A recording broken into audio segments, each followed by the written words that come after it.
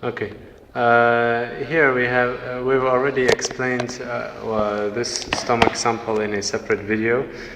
Here we wanted to explain this, mainly the large intestine and part of the small intestine as well. But first we wanted to put it in the real model so that you can imagine its position.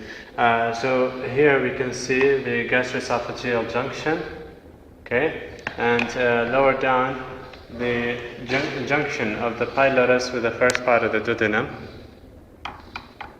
Okay, so now we're going to remove the stomach because we don't need it. Alright, and here, as you can see, if I remove this, this is the duodenum. Alright, and this is its junction with the jejunum. See if we can place it back here, right there. Okay, so this is the junction. And of course, here, the arteries, because I don't think we've explained this sample, we can explain it later in a separate video.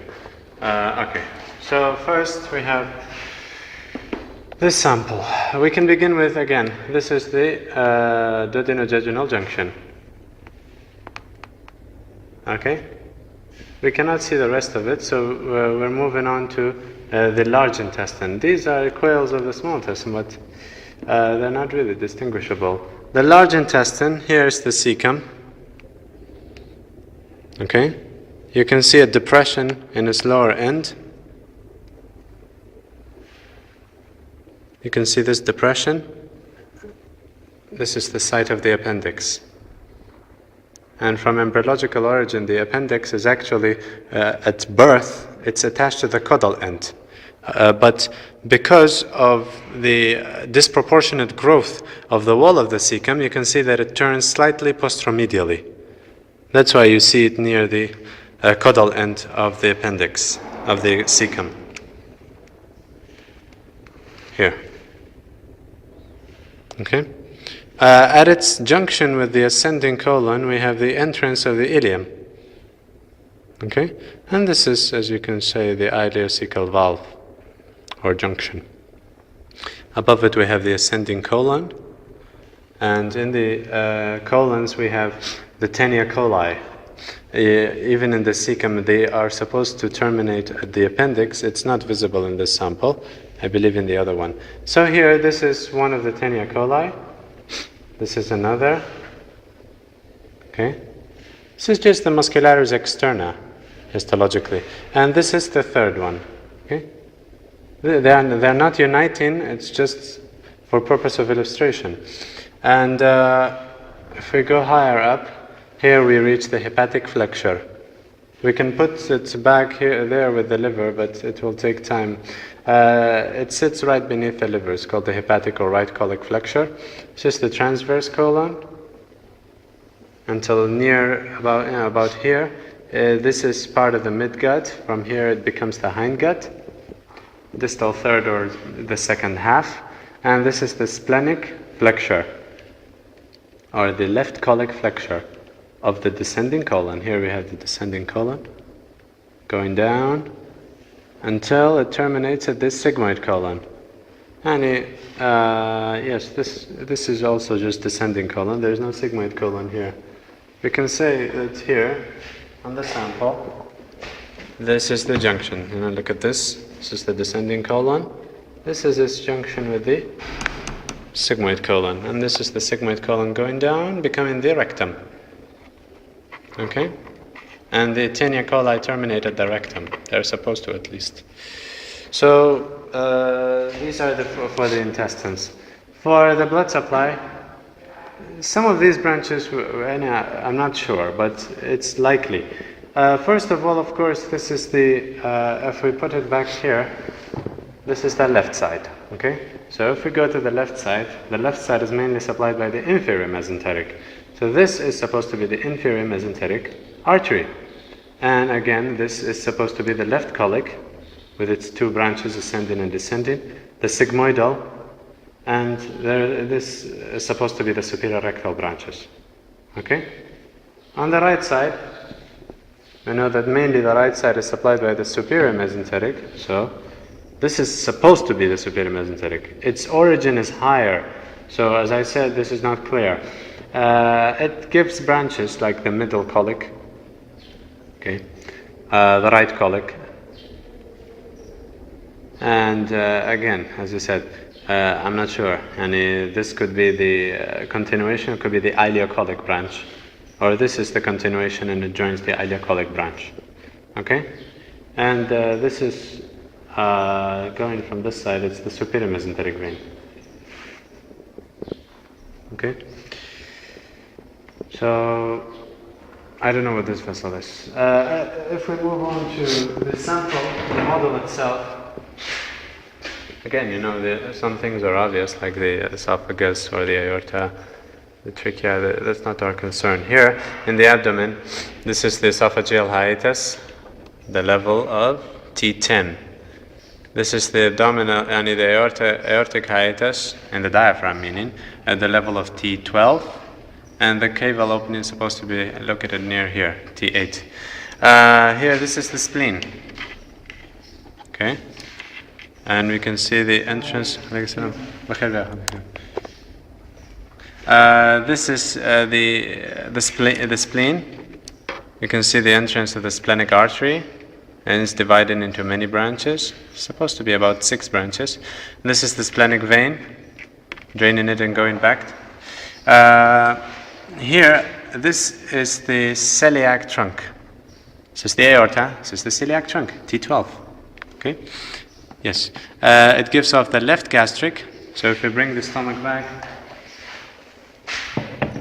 put it here, and this part, the left gastric, is supposed to go up, supply the lower third of the esophagus and the lesser curvature, upper part of the lesser curvature of the stomach. Here, this is the continuation of the left gastric.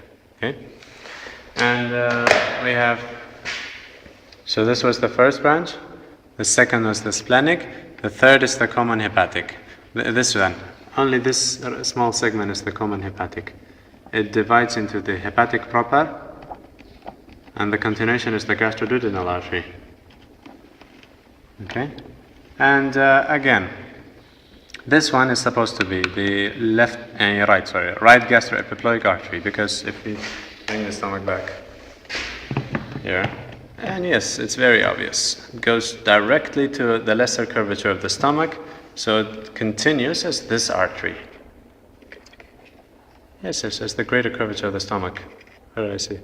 And, okay, so the other one going down is the superior pancreatico-duodenal artery.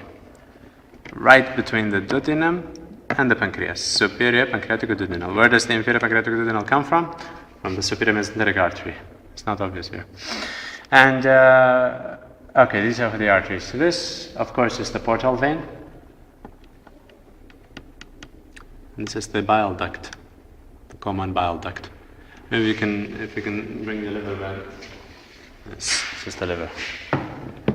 So it's like this, and you can imagine it. Join this with this, hepatic artery with this, and the bile duct with this one. So I don't know if you can really join it. Yeah. If you can take a closer shot, you can see it. Okay, let me. This is the hepatic artery here, and this is the hepatic artery here, proper. Okay, and because you can see it's divided into left and right branches. Okay, if we go down and join it, this is the portal vein here, and this is the portal vein here. Okay.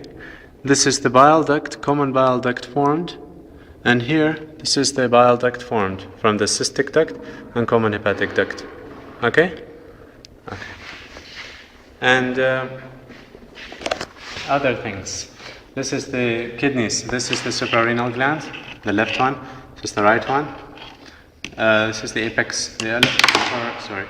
This is the upper part of the left kidney. Of course, it's higher. Why? Because of the liver. And again, this is the renal pelvis is divided into major calyces. From the major calyces, you have minor calyces. These are the papilla, and so on. Regarding the blood vessels, the major vessels, we said this was the aorta, descending thoracic aorta, still the aorta. You can take it from this shot. Then it's emerging from the diaphragm, given the celiac trunk. Then lower down, this is the level of L4, bifurcating or trifurcating into the two common iliac arteries and the median sacral artery. Here's the median sacral. And of course the common iliac arteries divide into the internal iliac here. Okay. And also on this side, this is the internal iliac artery. Part of it is derived from the umbilical artery. And this is the external iliac, and it becoming the femoral artery as it passes behind the inguinal ligament, visible on this side. I don't know what this branch is. And this is the gonadal artery coming down, again on the same side, on the other side. Could either be testicular ovarian. I believe this is its male sample, so it's testicular artery. And this is the femoral nerve, also going down. It's outside of the femoral sheath, if you remember. And this is the lower limb. Could be the deep circumflex iliac, but anyways, yes. We have the ureters, this one. Now if we trace it back to the renal pelvis, we come down, it's just the ureter. And down, down, down into the bladder. Just the location of the bladder. The same on the other side. Okay. The muscles, this is the quadratus lumborum. For the nerve supply, just for the, as a reminder for the exam, all of them are supplied by the lumbar plexus, okay? Even the quadratus lumborum. But of course not the transversus abdominis. Its nerve supply is different, just like the external oblique and internal oblique, really from the lower sixth thoracic and first lumbar nerves. This is the iliacus. More specifically, it's supplied by the femoral branch of the lumbar plexus, femoral nerve. This is the femoral nerve passing between them.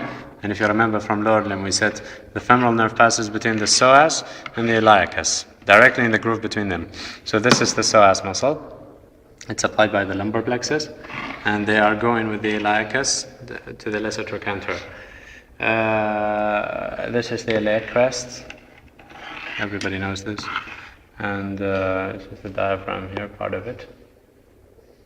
Okay, if you can. Okay, we've forgotten about the duodenum. Of course, you know this. The first part located here, second part, third part, and fourth part in its junction. But the pancreas, this is the head of the pancreas. You can see it's in the C-shaped curvature of the duodenum. This is the uncinate process.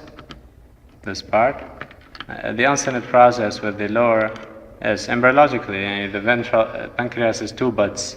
Just for purpose of your, as a reminder for the subject, the dorsal bud goes and it faces posteriorly and the ventral bud anteriorly. So when the ventral bud rotates posteriorly, it becomes the uncinate process. That's why the superior mesenteric vessels lie behind the pancreas, the main body of the pancreas, except for the uncinate process. Because if you can imagine, the uncinate process comes from the ventral bud. It is initially like this. So as it goes posteriorly, the vessels come to lie in front of it. Okay? Yes, by the way, these are the superior mesenteric vessels, artery and vein. And this is the head, the body, and the tail of the pancreas going to the hilum of the spleen. And this is the sympathetic trunk. Okay, and I believe this is the azygos vein training into the superior vena cava. Okay, so.